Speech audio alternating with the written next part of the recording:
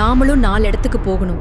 நமக்குன்னு ஒரு அங்கீகாரம் கிடைக்கணும். நீ ஆசைப்பட்ட அந்த அழகான கனவுகளை எல்லாம் உன் குடும்பத்தோட மானத்துக்காகவும் பிள்ளைகளோட எதிர்காலத்துக்காகவும் நீயே உன் கையால பலி கொடுத்துட்டு நிக்கிறியே. அந்த தியாகம் இந்த உலகத்துக்கு தெரியாது. ஆனா உன் ஆத்தா எனக்கு